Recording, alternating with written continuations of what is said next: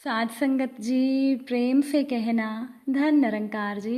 एक नई साखी के साथ स्वागत है आप सभी का आपके ही अपने चैनल पर। आज की साखी का विषय है किसी भी काम में सफलता पाने के लिए आपसी एकता होना बहुत ज़रूरी है।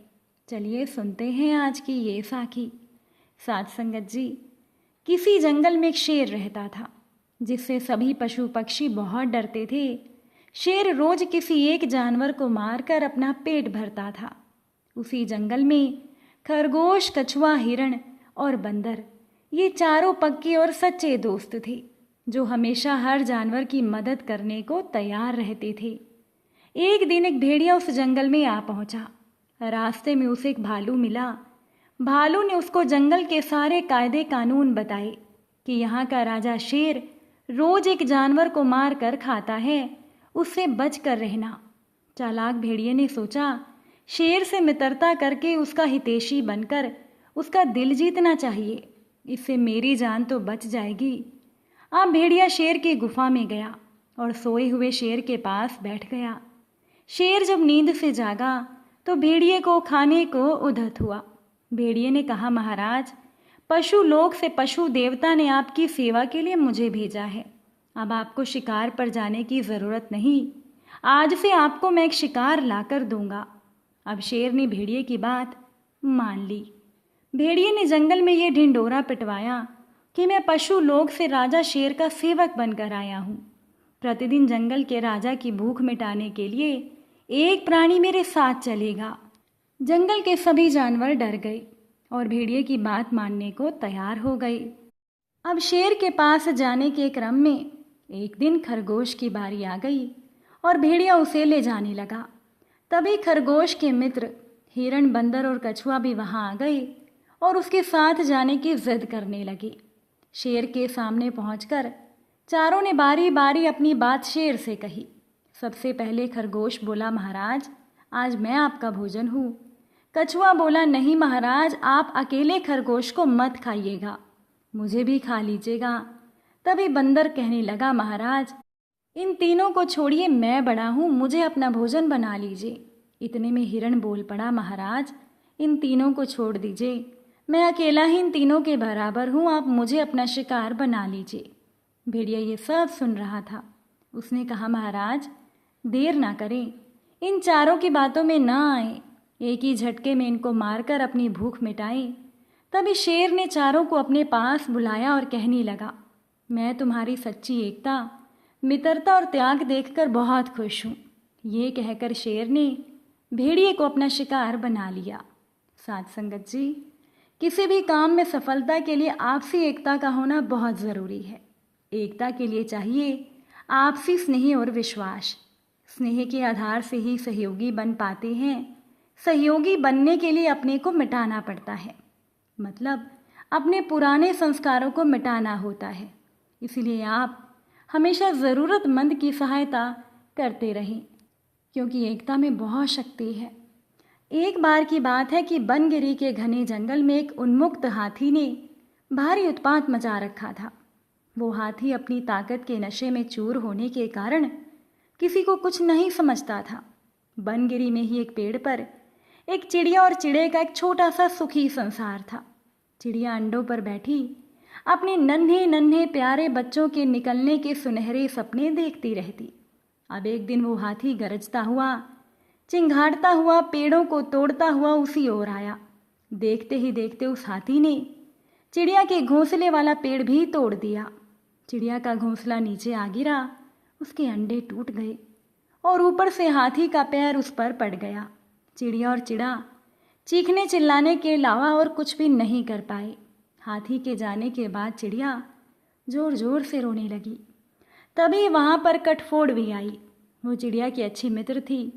कठफोड़वी ने चिड़िया से रोने का कारण पूछा तो चिड़िया ने अपनी सारी कहानी उसे बता दी।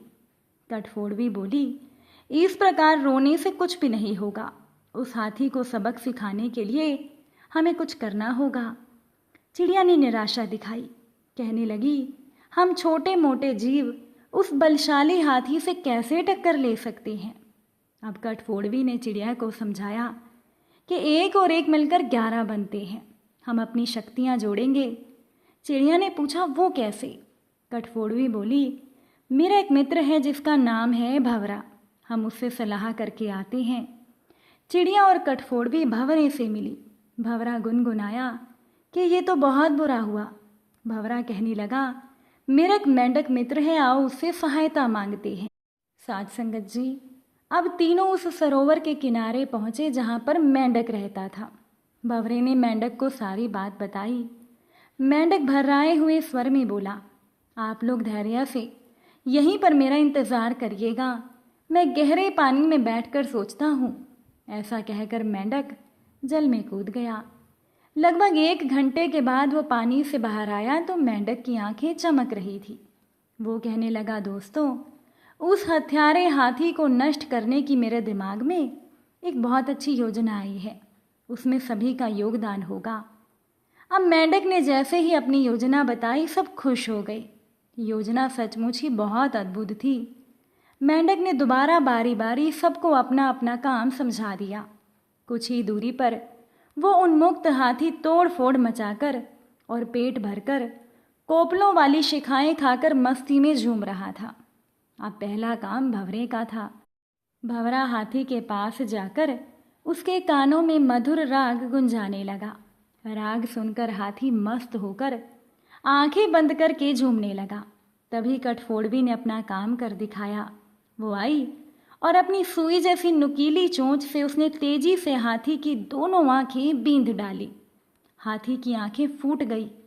वो तड़पता हुआ अंधा होकर इधर उधर भागने लगा। जैसे जैसे समय बीत रहा था, हाथी का क्रोध बढ़ रहा था। आंखों से नजर ना आने के कारण वो हाथी ठोकरों और टक्करों से शरीर जख्मी करता जा रहा था। हाथी के जख्म उसे और अधिक चिल्लाने पर मजबूर कर रहे थे। तब चिड़िया कृतज्ञ स्वर में मेंढक से बोली कि मैं आजीवन तुम्हारी आभारी रहूंगी, तुमने मेरी इतनी मदद कर दी। मेंढक ने चिड़िया से कहा, आभार मानने की ज़रूरत नहीं, मित्र ही मित्रों के काम आते हैं। अब एक तो आंखों में जलन और ऊपर से चिंगाड़ते चिल्लाते हाथी का गला सूख गया। उसे प्यास लगने लगी। अब उसे एक ही चीज़ की तलाश थी और वो थी पानी की।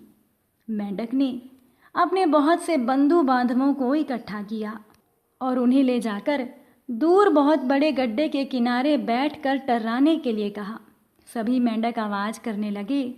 मेंढक की आवाज़ें सुनकर हाथी के कान खड़े हो गए। हाथी ये जानता था कि मेंढक जल स्रोत के पास ही रहते हैं। हाथी भी उसी दिशा में चल पड़ा।